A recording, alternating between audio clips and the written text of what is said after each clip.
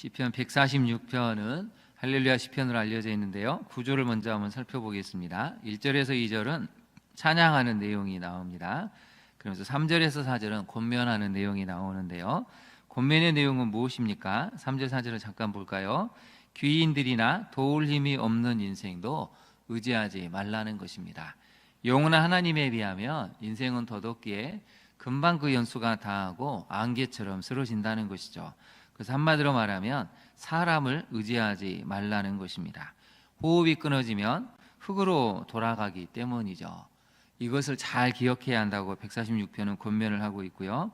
그 다음에 5절에서 9절은 찬양에 대한 이유를 알려주고 있습니다. 특별히 5절을 한번 잠깐 볼까요? 야곱의 하나님을 자기의 도움으로 삼으며 여호와 자기 하나님에게 자기의 소망을 두는 자는 무엇이 있다고 나와 있습니까? 복이 있다고 나와 있습니다. 그래서 성경이 말하는 복의 개념을 잘 이해를 하셔야 됩니다. 성경이 말하는 복의 개념은 팔복도 있고 또 구약의 오늘 본문을 보면 하나님께 소망을 두는 자, 이 사람이 복이 있다는 것입니다. 그럼 여러분은 복이 있는 사람입니까? 없는 사람입니까? 있는 사람이죠. 근데 우리는 자꾸 내 인생에 왜 이렇게 복이 없지라고 생각을 많이 하는 것 같습니다. 세상의 기준으로 보지 말고 우리는 하나님의 시각으로, 우리가 하나님께 소망을 두기 때문에 이 새벽에 나오고 새벽에 하나님의 말씀을 붙들고 기도하지 않습니까? 그게 바로 복이 있는 사람이라고 알려주고 있죠. 그 다음에 5절에서 9절은 찬양의 여러 가지 이유가 나오죠. 그래서 천지를 창조하신 하나님, 그리고 하나님의 속성을 보면 7절 한번 볼까요? 억눌린 사람들을 위해 정의로 심판하신다. 줄인 자들에게 먹을 것을 주신다.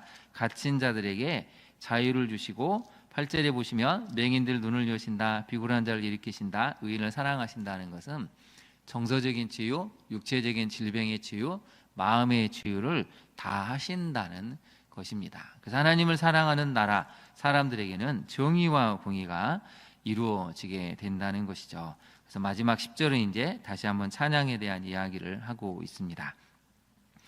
여러분도 아마 간밤에 뉴스를 통해서 많이 놀라셨겠죠. 저도 계엄령 선포를 듣고 얼마나 놀랐는지 모릅니다. 또다시 옛날 80년대 5.18 광주 민주항쟁 같은 것이 일어나려나. 그래서 계엄사령군의 여러분 전문을 보셨습니까? 계엄령이 선포된 이후에 누구든지 이 명령에 불복종하는 사람은 체포구금, 그리고 마지막 단어가 무섭습니다. 처단한다, 이렇게 나와 있습니다. 계엄령에 반한 행동하는 사람은 처단해도 된다는 것이죠. 체포도 가능하고 구타도 가능하고 심지어는 명령에 불복종할 경우는 사살을 해도 된다는 끔찍한 전문을 발표를 했습니다. 그리고 나서 제가 이제 외국에 사는 사람한테 카톡을 하나 봤는데 탱크가 서울 시내를 질주하고 있었습니다. 설마 그랬을까 했는데 나중에 정말 실제로 탱크들이 직결을 했죠. 여러분 21세기를 사는 우리 대한민국에 이런 어마어마한 일이 일어나고 있습니다. 우리가 정말 지도자를 위해서 기도해야 되고, 정말 지도자를 뽑을 때 바르게 뽑지 않으면 언제든지 이런 역사는 무지와 무식으로 또 정말 말도 안 되는 권력을 가지고 악한 일을 행할 수 있다는 것이 지금 계속해서 교훈을 주고 있지 않습니까? 안타까운 사실은 한국교회와 한국 성도들도 역사의 의식이 별로 없기 때문에 계속해서 잘못된 선택을 하고 이념과 이데올로기에 자꾸 휩싸여 가는 것 같습니다. 여러분, 복음이 이념과 이데올로기를 앞서야 되는데 한국교회는 언젠가부턴가 이념이 이데올로기가 자꾸 복음을 끌고 가니까 복음 안에서도 좌우가 나눠지고 서로 다르면 복음이 중요한 게 아니고 이데올로기가 더 중요한 쪽으로 자꾸 해석이 되기 때문에 한국교회 분열이 끊이지 않는 것 같습니다. 다행히 이제 계엄령이 해제가 되고 다시 일상으로 돌아갔지만 정말 이 나라가 앞으로 어떻게 갈지 걱정이 많이 됩니다. 어제 이제 저도 너무 걱정이 돼서 비전 트립도 오늘 내려오라고 지금 생각을 해서 전화를 했는데 이제 크게 문제는 없을 것 같아서 계속 진행은 할 수 있을 것 같습니다. 중요한 사실은 여러분, 나라가 이렇게 혼란스러우면 우리 다음 세대의 미래가 심히 걱정이 되고 흔들리게 된다는 것이죠. 계속해서 나라를 위해서, 여러분 계속 지도자를 위해서 기도해 주시기를 부탁을 드립니다. 오늘 첫 번째 메시지를 한번 살펴볼까요? 하나님을 찬양하는 것은 창조와 역사에 나타난 하나님의 구원, 살림과 돌봄, 정의를 선포하고 나타나는 행위입니다. 오늘 본문을 살펴보면 6절을 한번 보실까요? 하나님의 창조 역사가 나오죠. 천지, 하늘과 땅, 그리고 여기서 드디어 바다가 나옵니다. 그동안은 창조를 말씀할 때 하늘과 땅을 언급했는데 오늘 본문은 하늘과 땅과 바다까지 언급이 되고 있죠.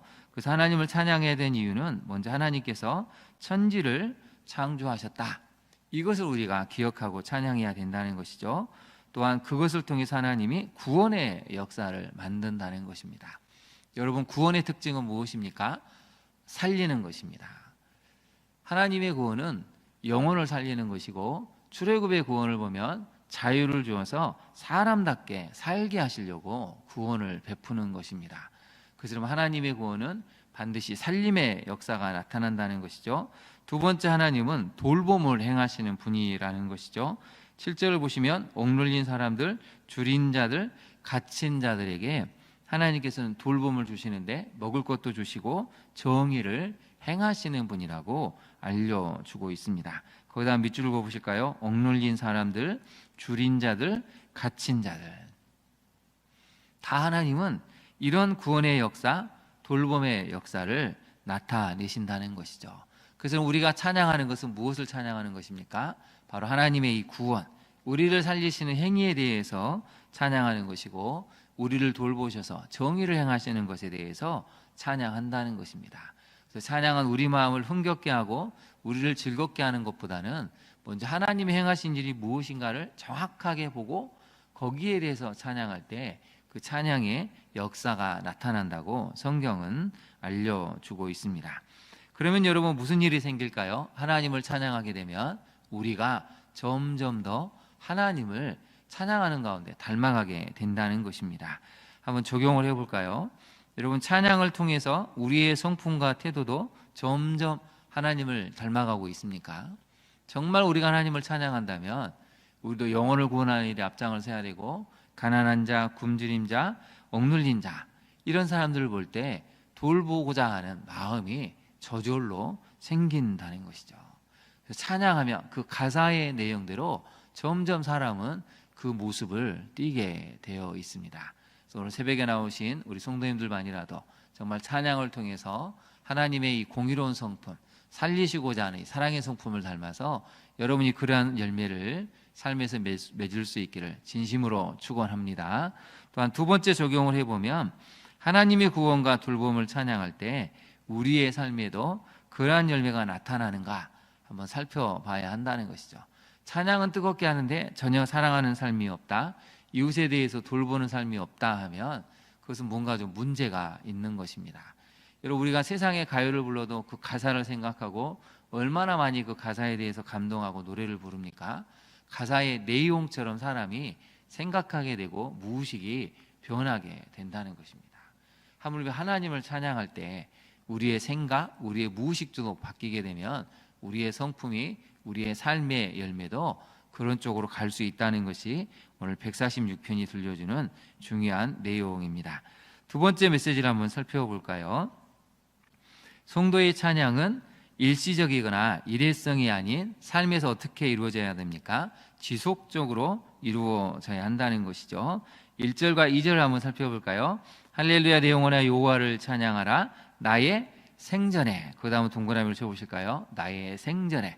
내가 살아있는 동안 하나님을 찬양합니다. 그 다음에 나의 평생에. 그 다음은 동그라미를 쳐보실까요?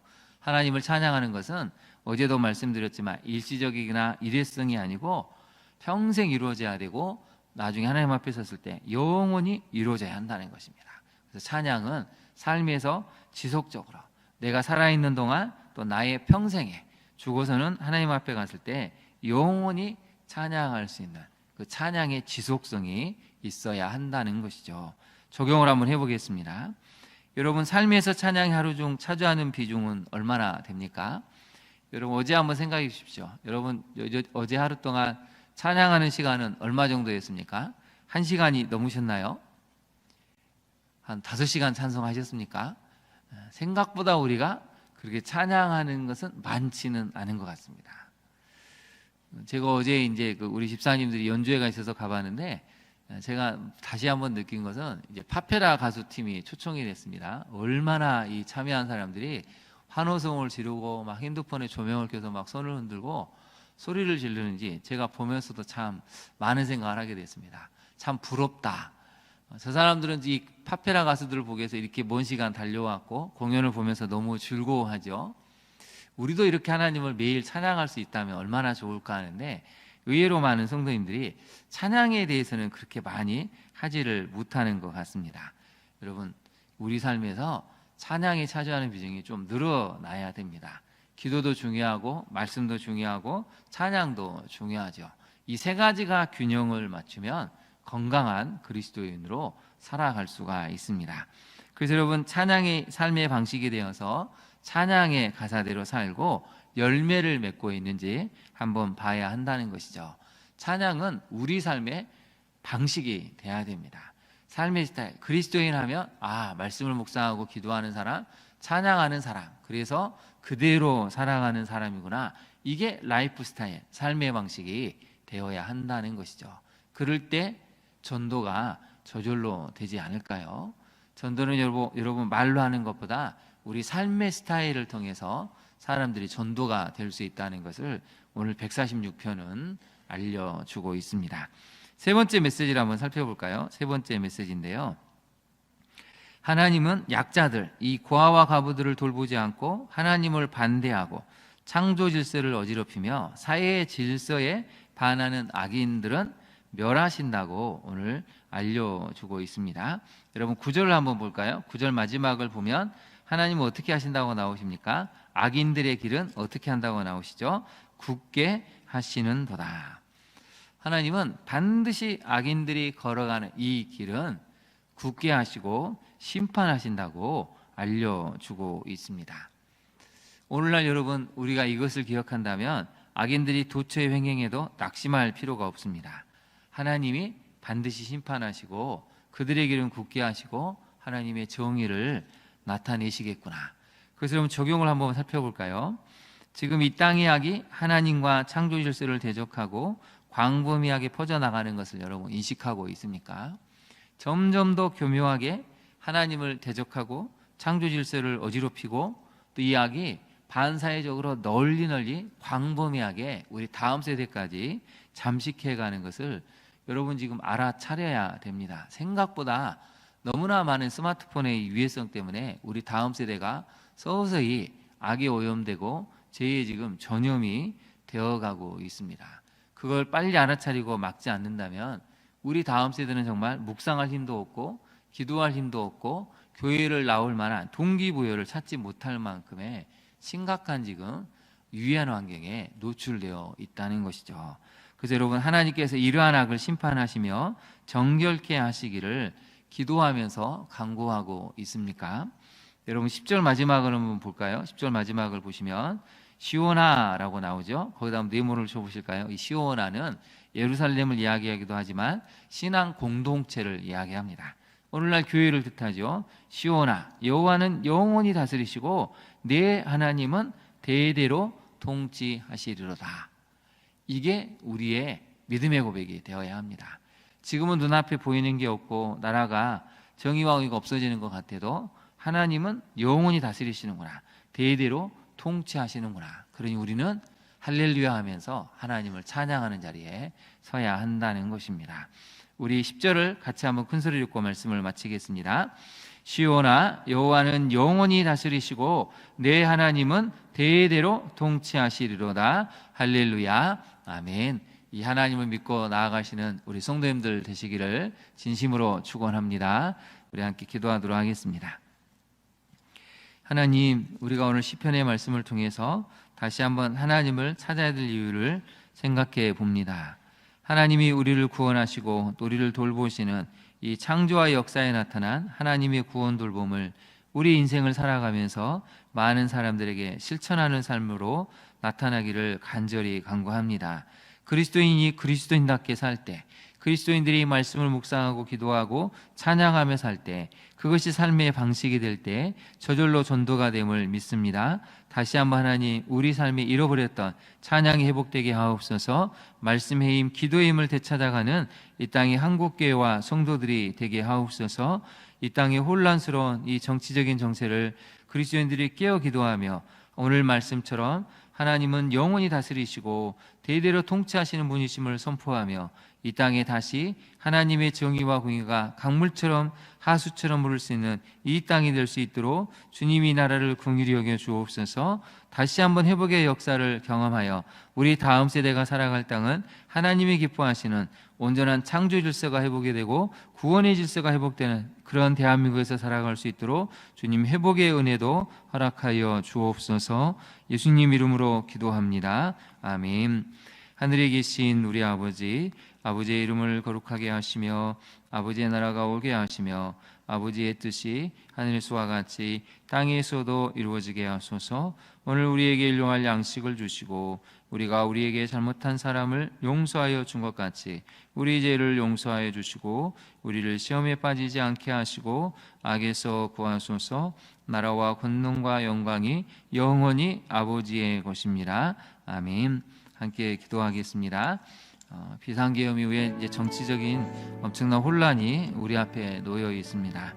이것을 지혜롭게 지도자들이 수습할 수 있도록 하나님 도와달라고, 또 우리 다음 세대가 말씀 가운데 정의와 공의를 배우고 사랑과 용서를 배워서 정말 좋은 지도자로 우리 다음 세대, 우리 광양중앙교회 한국교회 다음 세대가 지도자로 설 수 있도록 나라와 민족을 위해서, 교회를 위해서 기도해야 되겠습니다. 특별히 또 비전 트립이 오늘 3일째인데요. 마지막 남은 여정 잘 마치고 돌아올 수 있도록 하나님의 은혜가 함께 할 수 있기를 우리가 간절한 마음으로 기도하기로 하는데요. 우리 주님의 이름을 부른 다음에 기도하도록 하겠습니다. 주여